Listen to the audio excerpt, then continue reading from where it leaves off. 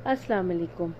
आपको teacher summer learning festival के round 2 में खुश आमदीद कहते हैं। मेरा नाम आयशा हिरा है और मैं तदरीस के शोबे से गुज़श्ता 23 साल से वाबस्ता हूँ। मुख्तलिफ स्कूलों में पढ़ाने का मौका मिला और अब चूँकि मैं मुल्क से बाहर हूँ तो दूसरे तमाम मुल्कों के करिकुलम को करीब से देखने का मौका मिला और इसके साथ ही मुझे ये भी जानने का मौका मिला कि एक टीचर को अपनी क्लास में किस किस्म के मसाइल का सामना करना पड़ता है।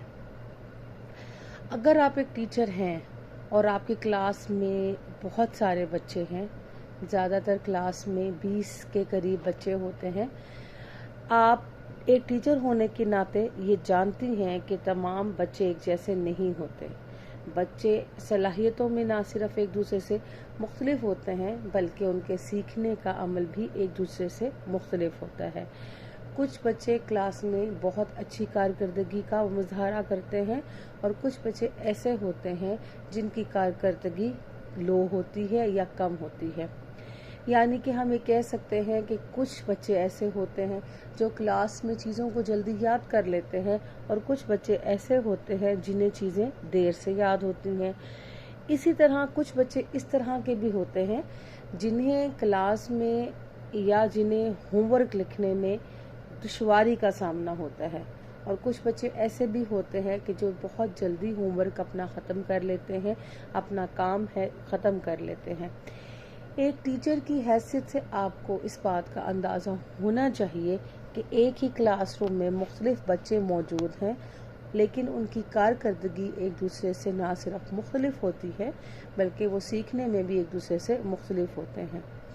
और ये भी जानना ज़रूरी है कि इनके पीछे ऐसे क्या अवामिल हैं जिनकी वजह से बच्चे एक ही क्लास में मौजूद होते हुए मुख्तलिफ तरीक़ों से बिहेव करते हैं और उनके सीखने के अमल में या भी यूँ कह सकते हैं कि वो मुख्तलिफ तरीक़ों से सीखते हैं।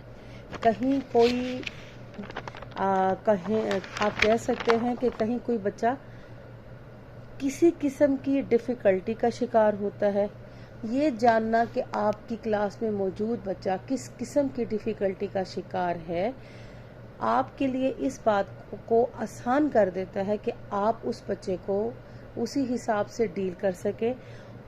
इससे क्या होगा? इससे ये होगा कि ना सिर्फ बच्चे में सीखने के अमल की रफ्तार को बेहतर बनाया जा सकेगा बल्कि कुछ हद तक आप यूँ कह सकते हैं कि तेज़ भी किया जा सकता है। इन डिफ़िकल्टीज़ को असल में कुछ डिसेबिलिटीज़ कहा जाता है जो कि लर्निंग से मुंसलिक होती हैं। इन लर्निंग डिसेबिलिटीज़ में से एक डिसेबिलिटी जिसमें बच्चे को लिखने में दुश्वारी का सामना करना पड़ता है। आपने ज़रूर देखा होगा कि आपकी क्लास में कुछ बच्चे ऐसे भी मौजूद हैं जिन्हें लिखते हुए काफ़ी परेशानी का सामना करना पड़ता है और आपके बारहा इसरार के बावजूद भी वो लिखने में हिचकिचाते हैं या वो लिखने से कतराते हैं और तमाम पीरियड गुजर जाने के बावजूद भी वो अपना क्लास वर्क मुकम्मल नहीं कर पाते। वहीं घरों पर उनकी माँओं को भी इस बात की शिकायत होती है कि बहुत सारा दिन लगा के या काफ़ी टाइम लगा कर भी बच्चा जो है अपना होमवर्क वक्त पर मुकम्मल नहीं कर पाया। अगर हम इस बात को तफसील से जानें तो हम इस डिसेबिलिटी को डायग्राफिया का नाम देते हैं।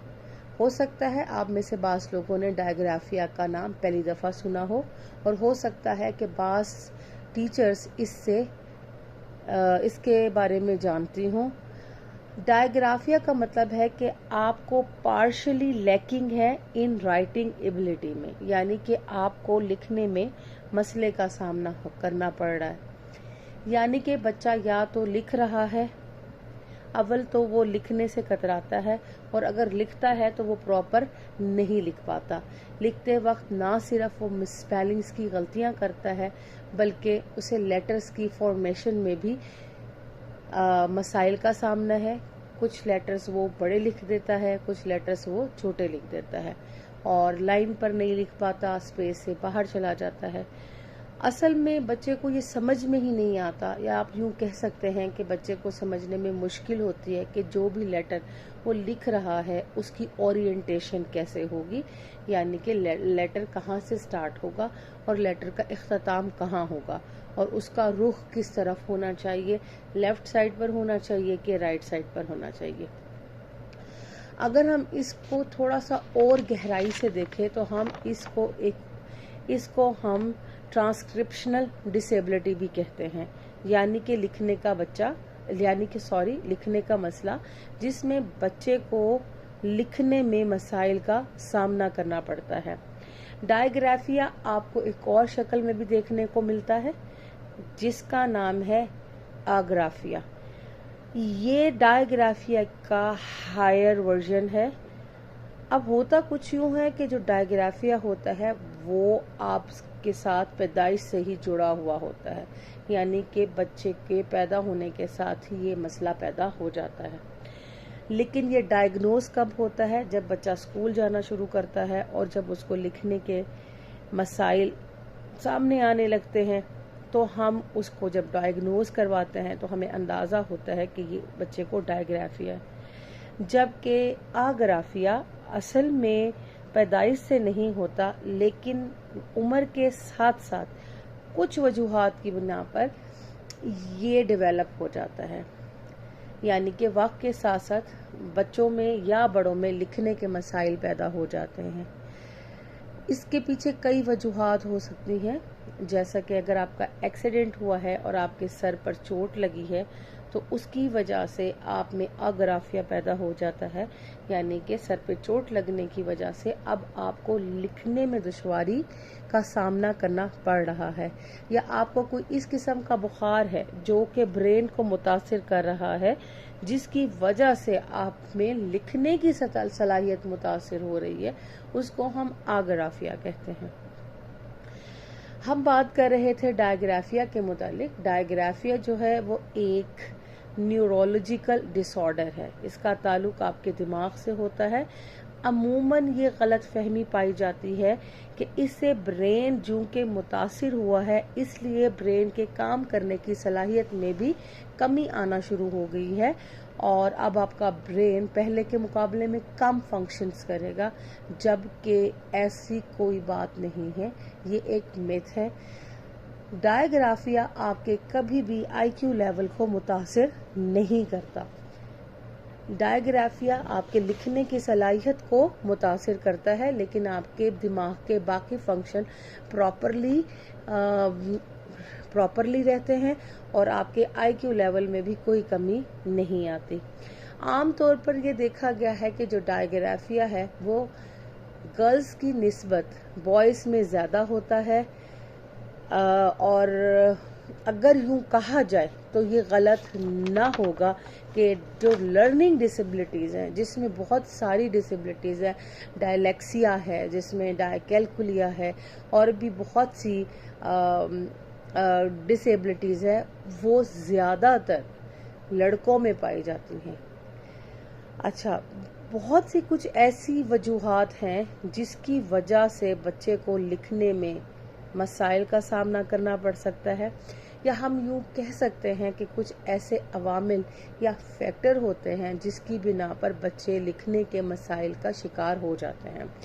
इन फैक्टर्स की अगर हम बात करें तो इनमें सरे फहरिस्त हमें जो फैक्टर देखने को मिलता है उसका नाम है fine motor skills. Fine motor skill दरअसल आपकी इन उंगलियों से वाबस्ता होता है, और अगर आप अपने बच्चे में फाइन मोटर स्किल को बेहतर बना देंगे तो उनमें लिखने का मसला बेहतर हो जाएगा। हैंड आई कोऑर्डिनेशन, इन बच्चों में एक मसला हैंड आई कोऑर्डिनेशन का भी होता है। हैंड आई कोऑर्डिनेशन में बच्चा जहां देख रहा होता है उसका हाथ और सिमत में चल रहा होता है, यानी कि बच्चे का हाथ और तरफ होता है और वो देख कहीं और रहा होता है। बच्चे में हैंड और आई कोऑर्डिनेशन मौजूद नहीं होता। इसके अलावा एक और फैक्टर जिसके हवाले से मैं बात करना चाहूँगी वो है ब्रेन प्रोसेसिंग। यानी कि जो कुछ भी बच्चा सोच रहा होता है वो उसको कागज पे उतार नहीं पाता, उसको उसे कागज पे उतारने में बहुत ज़्यादा मुश्किल का सामना करना पड़ता है। ये वो तमाम फैक्टर्स हैं जो कि डिस्टर्ब हो जाते हैं या जिनकी वजह से राइटिंग का प्रोसेस जो है वो डिस्टर्ब हो जाता है और बच्चा नॉर्मल लोगों के मुकाबले में बहुत ज़्यादा स्लोली लिखता है या लिखते हुए उसको परेशानी का सामना करना पड़ता है।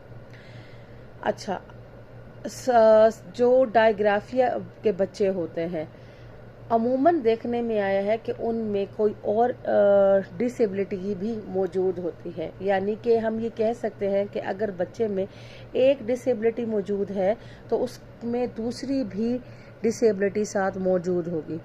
अगर बच्चे में डायग्राफिया है तो बच्चे में बहुत ज़्यादा चांसेस हैं कि बच्चे को डायलेक्सिया भी होगा, यानी कि उसको पढ़ने के मसाइल का सामना भी करना पड़ेगा। आपने अमूमन एक टर्म सुनी होगी ADHA, अटेंशन डेफिशिएंसी, आपने सुनी होगी। इन बच्चों में डायग्राफिया भी होता है और ये दूसरे बच्चों के मुकाबले में ज़्यादा होता है। बिल्कुल इसी तरह डायग्राफिया वाले बच्चों को दूसरी किस्म की डिसेबिलिटीज होने के चांसेस दूसरे बच्चों के निस्बतन ज़्यादा होते हैं। बच्चा एक वक्त में जब एक से ज़्यादा लर्निंग डिसेबिलिटीज का शिकार होता है तो उसको कहा जाता है कि बच्चे में मल्टीपल लर्निंग डिसेबिलिटीज हैं। लेकिन बहुत सारे ऐसे बच्चे भी देखने में आए हैं जिनमें सिर्फ एक ही किस्म की डिसेबिलिटी होती है, जिसे हम स्पेसिफिक लर्निंग डिसेबिलिटी कहते हैं। अगर वक्त पर इनकी डायग्नोसिस हो जाए तो इनको डील करना आसान हो जाता है और बच्चे जो इस डिसेबिलिटी की वजह से जिस किस्म का टॉर्चर बर्दाश्त कर रहे होते हैं, क्योंकि ना टीचर्स को अंदाज़ा होता है ना पेरेंट्स को अंदाज़ा होता है, जाने अनजाने में वो बच्चों को पुश कर रहे होते हैं काम करने के लिए, उस टॉर्चर से बच्चे को आज़ादी मिल जाती है। अगर आप अपने बच्चों में इसको डायग्नोज कराना चाहते हैं तो आपको बहैसियत टीचर और बहैसियत वालिदैन बहुत ज़्यादा ऑब्जर्व करने की ज़रूरत है। अब मैं यहाँ पर कुछ ऐसे सिम्टम्स बताती हूँ। अगर आपको ये महसूस होता है कि आपके बच्चे में इस किस्म के सिम्टम्स पाए जाते हैं तो इसका मतलब है कि आपका बच्चा लर्निंग डिसेबिलिटीज़ में डायग्राफिया का शिकार है। इस तरह से डायग्नोसिस आप करवा कर खुद भी कर सकते हैं, लेकिन आपका फैसला हतमी नहीं होगा। फिर आप इसे किसी माहिर नफ्सियात जो चाइल्ड साइकोलॉजिस्ट होता है और या जो बच्चों की स्पेसिफिक लर्निंग डिसेबिलिटीज़ को डील करता है उससे फर्दर डायग्नोसिस करवा सकती हैं और डायग्नोसिस के बाद ये हतमी तौर पर मालूम होता है कि आपका बच्चा वाकई ही डिसेबिलिटी का शिकार है या नहीं। ये भी होता है कि बाज़ दफ़ा वालिदैन बहुत ज़्यादा कॉन्शियस होते हैं जिसकी वजह से वो ये समझते हैं कि उनके बच्चों में डिसेबिलिटी है।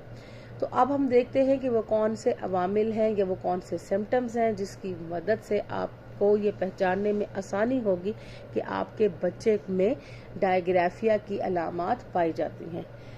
इनमें जो सबसे पहली वजह है वो ये है कि जब आप बच्चे को होमवर्क कराने के लिए बिठाते हैं या बच्चे को कोई होमवर्क देते हैं तो वो थोड़ी ही देर बाद आपको ये कहना शुरू कर देता है कि उसकी फिंगर्स में दर्द हो रहा है, यानी कि उसकी उंगलियों में दर्द हो रहा है और अब वो पेंसिल मज़ीद होल्ड नहीं कर सकता।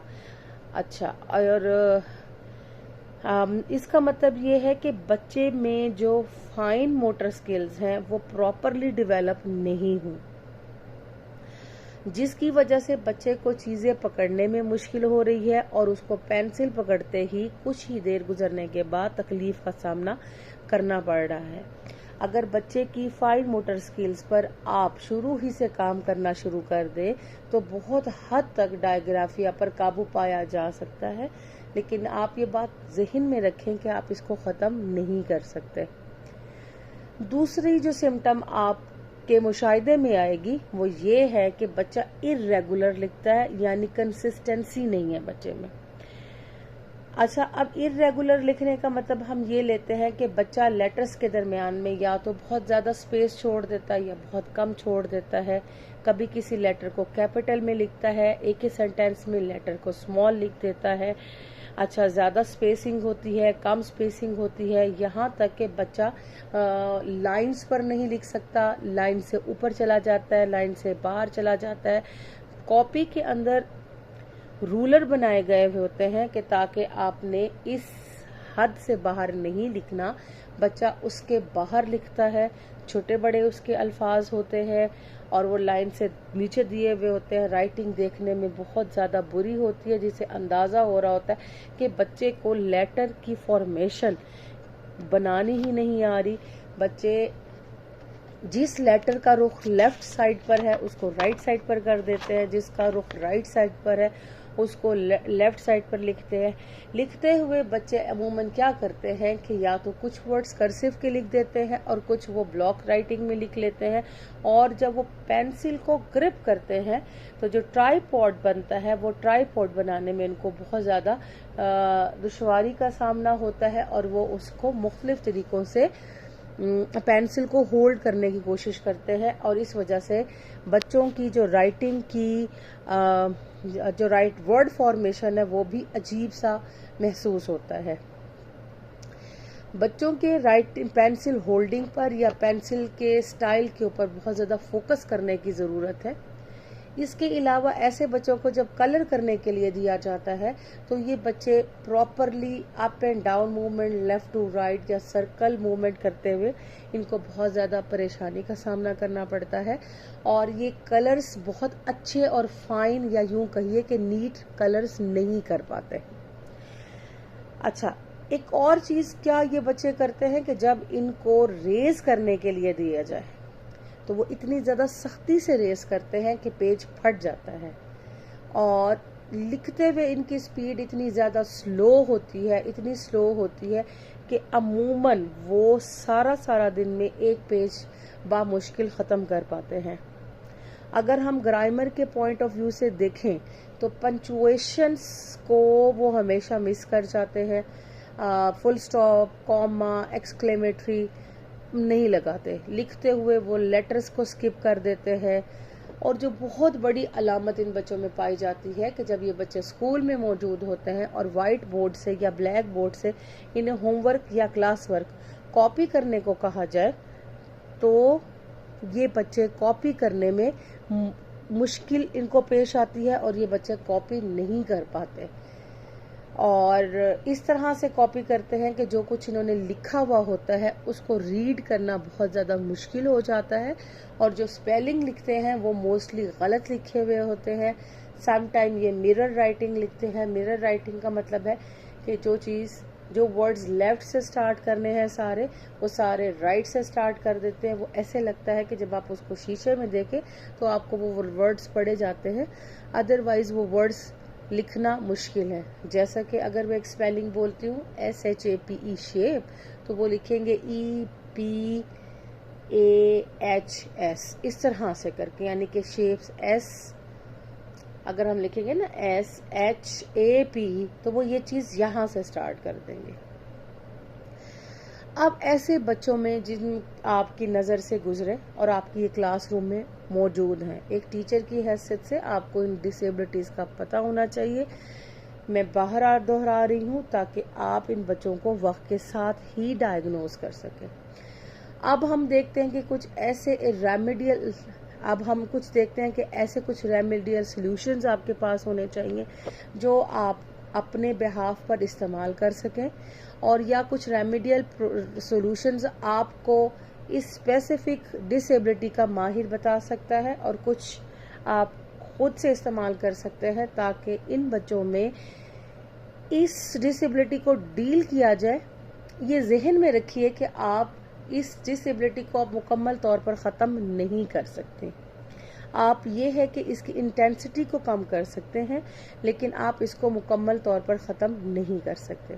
जैसे ही आपकी नॉलेज में ये बात आती है कि आपकी क्लास में कोई डायग्राफिया वाला बच्चा मौजूद है जिसको लिखने के मसाइल का सामना है, तो सबसे पहला काम जो आपने करना है वो ये है कि आपने उसकी राइटिंग पर कभी भी तनकीद नहीं करनी। आपने कभी भी उसको ये नहीं कहना कि तुमने पुअर राइटिंग लिखी है, तुमने गंदा लिखा है, तुम जल्दी क्यों नहीं लिख रहे, तुम्हें क्या मसला है, तुम देखकर कॉपी नहीं कर सकते। आपने इस तरह के तमाम अल्फाज से अवॉइड करना है। उसकी जगह जितना भी बच्चे ने लिखा है आप उसको प्रेज करेंगे। प्रेज करने का तरीकाकार कुछ यूं होगा कि आपने बहुत अच्छा लिखा है, आप इससे भी बेहतर लिख सकते हैं, अरे वाह आपने तो जल्दी लिख लिया, आप इससे भी जल्दी लिख सकते हैं। यानी कि आपने बच्चे को एनकरेज करना है बजाय इसके कि आप उसको डांटें या उसको बातें सुनाएं। इसके अलावा बच्चों को लिखने के लिए एक रूल्ड नोटबुक होती है या एक ऐसी नोटबुक होती है जो कि काफ़ी ज़्यादा वाइड या खुली होती है, जिसमें बड़ी बड़ी लाइंस होती हैं। बच्चों को उन बड़ी बड़ी लाइंस के ऊपर लिखवाया जाता है ताकि बच्चा जो है वो बड़े बड़े अल्फाज लिख सके। बच्चे को बड़े अल्फाज छोटे अल्फाज के निस्बतन लिखने में आसानी रहती है।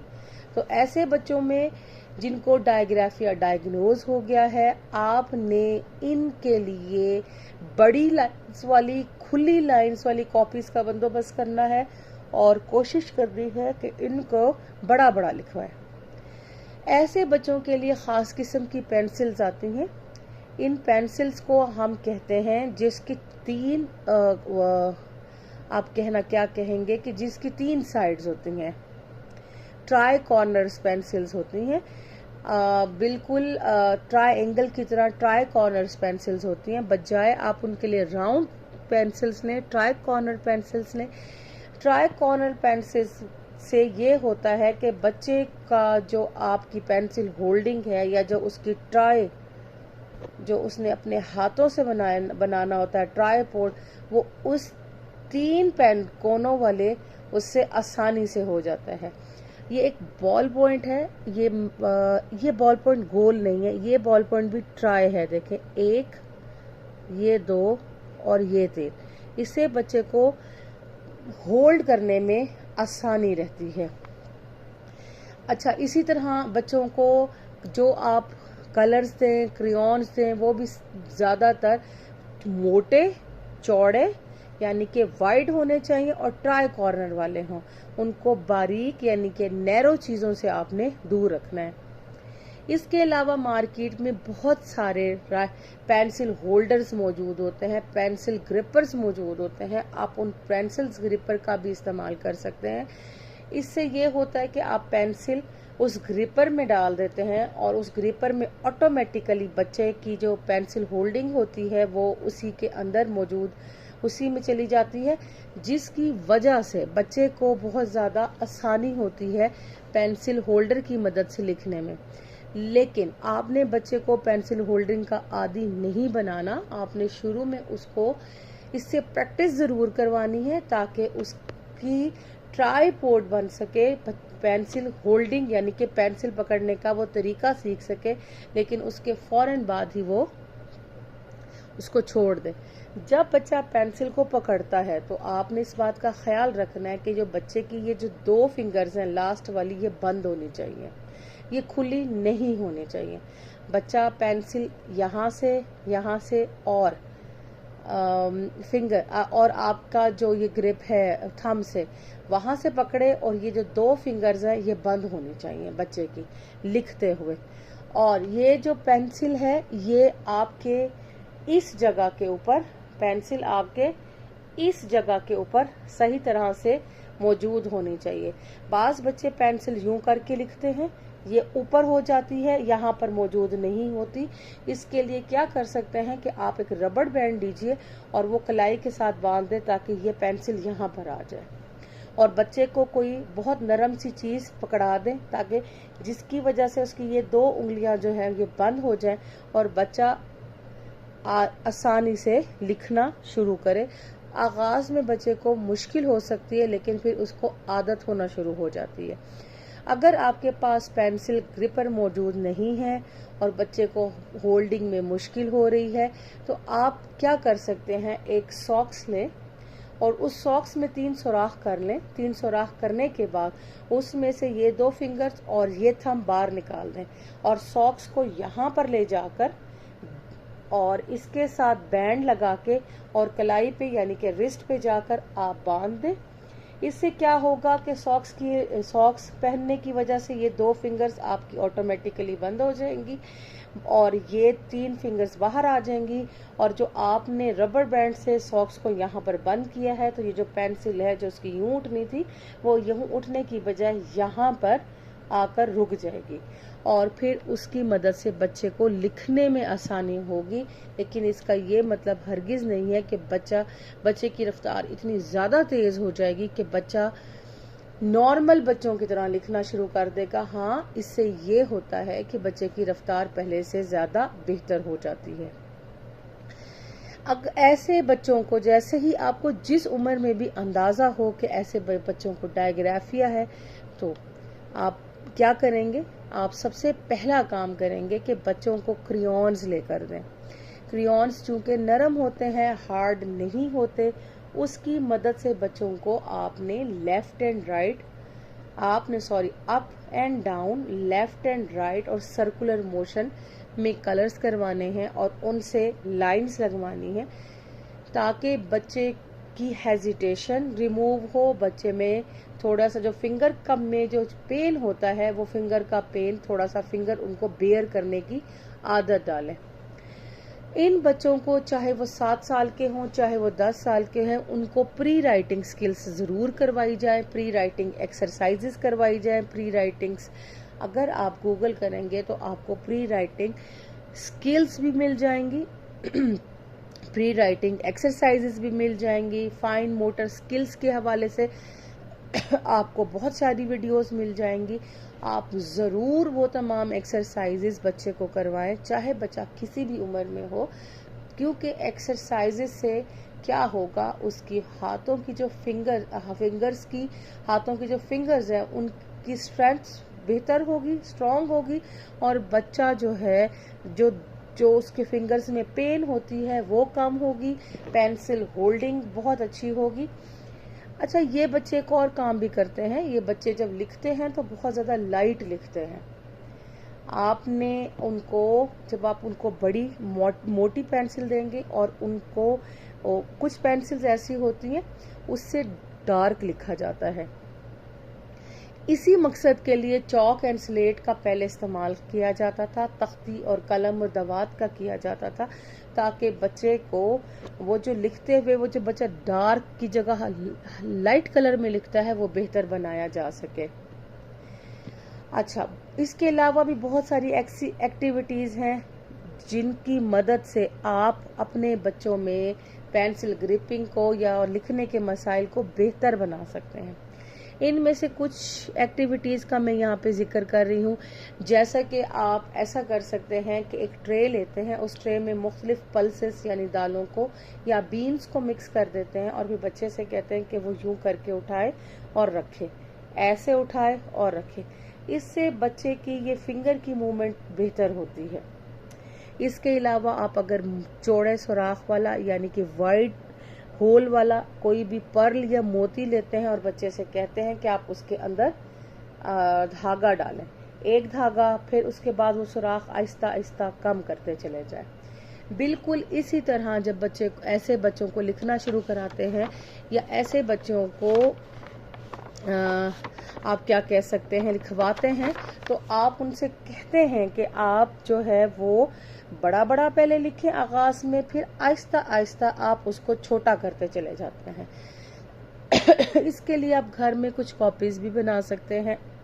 आप घर में बिल्कुल ही वाइट ब्लैंक पेपर ले लीजिए, उस पर सबसे पहले बड़ी बड़ी लाइंस लगाएं ताकि बड़ा बच्चा पहले उन बड़ी लाइंस पे लिखने का आदी हो। लिखने के बाद फिर आप उस लाइंस को आहिस्ता आहिस्ता छोटा करते चले जाएं। अच्छा, बच्चों से आप क्या करवा सकते हैं? बच्चों से आप बॉटल्स के जो ढक्कन होते हैं वो आप उनको खुलवाएं और बंद करवाएं, खुलवाएं और बंद करवाएं। इसके अलावा बच्चों को शेप्स याद करवाने के लिए आप एक ट्रे ले लें, उसमें चावल, उसमें चीनी, नमक, रेत, आटा कुछ भी डाल लें और फिर आप उसके ऊपर उनकी फॉर्मेशन बच्चों की करवाएं फिंगर्स की मदद से। इससे बच्चों में हैंड एंड आई कोऑर्डिनेशन भी बेहतर होता है, बच्चों को वर्ड फॉर्मेशन भी होती है और बच्चा खेल खेल में चीज़ें सीख भी जाता है। इसी तरह कोयले की मदद से, चौक की मदद से, आप बोर्ड पे मार्कर की मदद से बच्चों को आप ज़रूर लिखवाएं, उनकी फिंगर की मदद से ट्रेसिंग करवाएं। कलर्स पेंटिंग पे जो कलर्स होते हैं वाटर कलर्स होते हैं, वाटर कलर्स आप जो कान में डालने वाली एयर बर्ड स्टिक्स होती हैं, आप उन स्टिक्स पे कलर्स लगवा के उससे ट्रेसिंग करवाएं। हैंड पर कलर्स लगवा के हैंड से ट्रेसिंग करवाएं, फिंगर पर ट्रेसिंग करवाएं। इससे ये होता है कि आपके फिंगर्स के ऊपर यहाँ पर जो प्रेशर पॉइंट्स होते हैं वो एक्टिव हो जाते हैं। इसके साथ ही आप और क्या कर सकते हैं, इसके साथ ही आपको अंदाज़ा होगा कि कुछ बॉल्स होती हैं जो कि स्ट्रेस बॉल्स कहलाती हैं। जब आप उनको हाथ में लेके ऐसे करते हैं तो उससे आपका स्ट्रेस रिलीज़ होता है। ना सिर्फ स्ट्रेस रिलीज़ होता है बल्कि उससे ये होता है कि आपके हैंड की कोऑर्डिनेशन भी बढ़ती है। अगर आपके पास स्ट्रेस बॉल मौजूद ना हो तो आप बलून ले लें, उसमें पानी भर लें या हवा भर लें, लेकिन वो इतना टाइट ना हो, बस ऐसा हो कि जब आप बलून को हाथ में ऐसे रखें तो वो आराम से अंदर हो जाए और फिर बाहर। अच्छा, आप इसके अलावा इस तरह की एक्सरसाइज भी कर सकते हैं, फिंगर की, हाथों की भी ऐसे एक्सरसाइज कर सकते हैं। इससे ये होगा कि आपके हाथों का जो स्ट्रेस है वो रिलीज होगा और आपके हाथों में लिखने की कैपेसिटी भी है वो बढ़ती चली जाएगी। आप जितना ज़्यादा बच्चे के फाइन मोटर स्किल्स के ऊपर काम करेंगी उतना ज़्यादा बच्चे की राइटिंग बेहतर होगी। आपने ये भी चेक करना है कि आपके बच्चे का राइटिंग स्टाइल कर्सिव में ज़्यादा बेहतर है या ब्लॉक में ज़्यादा बेहतर है। अगर आपको ये महसूस होता है कि आपके बच्चे का राइटिंग स्टाइल कर्सिव में बेहतर है तो उसको कर्सिव की तरफ माइल कीजिए, और अगर आपको ये लगता है कि आपके बच्चों का राइटिंग स्टाइल ब्लॉक में है तो आप उनको ब्लॉक में लिखें, बच्चों के साथ सख्ती नहीं करें। इसके अलावा उनके लिए पॉजिटिव रिवॉर्ड का एक सिलसिला रखिए कि अगर आप ये पेज लिख लेंगे तो आपको ये चीज़ मिलेगी। फिर रिवॉर्ड के सिलसिले को कम करते जाएं और नंबर ऑफ पेजेस बढ़ाते जाएं। आगाज़ में ऐसे बच्चों को 5 से 10 मिनट बिठाएं, फिर 5 से हर सिटिंग में तो नहीं, हर 3 दिन के बाद, 1 हफ्ते के बाद 5 मिनट का इजाफा करें ताकि उनमें सिटिंग टॉलरेंस भी पैदा हो, उनमें फोकस भी पैदा हो। और आप ऐसी बहुत सारी एक्टिविटीज़ इंट्रोड्यूस करवाएं जिससे वो राइटिंग में इंटरेस्ट लें, राइटिंग की तरफ माइल हों और राइटिंग को में दिलचस्पी लें। ब्लॉक्स की मदद से आप उनको वर्ड्स की फॉर्मेशन याद करवा सकते हैं। इसके अलावा आप उनको ब्लॉक्स डो की मदद से आप करवा सकते हैं, स्लाइम्स आती हैं, स्लाइम्स की मदद से करवा सकते हैं। आपने इसके अलावा आप उनसे कह सकते हैं कि एयर में ए लिख कर दिखाओ, एयर में बी लिख कर दिखाओ। कुछ ऐसे इशारे साथ जोड़िए जिसे बच्चा याद रखे। जैसे हम कहते हैं कि बी की बैली होती है, डी का डायपर होता है। आपने इस बात का ख्याल रखना है कि बच्चों के साथ कुछ इशारे जोड़िए ताकि बच्चे उन इशारों को भी अपनी तरफ उनको याद रखें, और याद रखने के बाद जब वो लिखें और जब वो बच्चों फॉर्मेशन गलत करें या उनके रुख चेंज करें, लेफ्ट टू राइट या राइट टू लेफ्ट करें, तो आप उनको ये याद करवा सकें, बता सकें। एक बहुत ही बेस्ट टिप जो कि अमूमन काम करती है वो ये है कि बच्चे को कभी भी फुल लेंथ की पेंसिल नहीं दें। आप बच्चे की फुल लेंथ की पेंसिल की बजाय बच्चे की पेंसिल लेंथ हाफ कर दें, आप पेंसिल को कट कर दें या हाफ लेंथ की पेंसिल दें। जो फुल लेंथ की पेंसिल होती है वो वजनी होती है, हाफ लेंथ की पेंसिल जो होती है उसका वेट कम होता है और बच्चे को पेंसिल होल्ड करने में आसानी होती है। इसके अलावा भी बहुत सारी टिप्स हैं। इसके अलावा आप बच्चे के लिए ओक्यूपेशनल थेरेपी भी ले सकते हैं। ओक्यूपेशनल थेरेपी में बहुत सारी ऐसी एक्सरसाइजेज बताई जाती हैं जिसकी वजह से बच्चा जो है वो लिखने में दिलचस्पी लेने लगता है। और लेकिन आपने ओक्यूपेशनल थेरेपी जो है वो किसी भी माहिर से लेनी है। आप अपने इर्द गिर्द में तलाश करें कि कोई ऐसा थेरेपिस्ट जो कि ओक्यूपेशनल थेरेपिस्ट हो और जिसको ओटी में महारत हो, कोई स्पेशल एजुकेटर हो जिसने डिसेबिलिटीज़ के बारे में पढ़ा हो। ऐसे बच्चों में साथ साथ बिहेवियर का इशू भी आ रहा होता है। उसकी वजह ये होती है कि आप उसको परेशान कर रहे होते हैं, उसको ये जाने बगैर कि उसकी क्या कंडीशन है, जो बच्चों में चिड़चिड़ाहट और बेजारी पैदा कर देता है, उनको पढ़ाई से दूर कर देता है। तो बिहेवियर थेरेपिस्ट उनके बिहेवियर को करेक्ट कर सकता है और स्पेशल एजुकेटर्स या ओक्यूपेशनल थेरेपिस्ट आपको बहुत सारी ऐसी टिप्स बता सकता है जिसकी मदद से बच्चा लिखने में दिलचस्पी लेता है। मैं उम्मीद करती हूँ कि ये लेक्चर आपके लिए या ये इन्फॉर्मेशन आपके लिए कारआमद होगी और आप मुस्तकबिल में इससे फ़ायदा उठाएंगे और उन बच्चों के ऊपर रहम करेंगे जो आपकी क्लास में मौजूद होते हैं और किसी डिसेबिलिटी का शिकार होते हैं और आपको जो कि मालूम नहीं होता, जिसकी वजह से आपको भी परेशानी का सामना करना पड़ता है और उस बच्चे को भी सामना करना पड़ता है। इंशाअल्लाह ताला मज़ीद अगर इसके ऊपर इंफॉर्मेशन शेयर हुई तो मैं आप लोगों के साथ मज़ीद शेयर करूँगी। तब तक के लिए आप मुझे इजाज़त दीजिए। अल्लाह हाफ़िज़।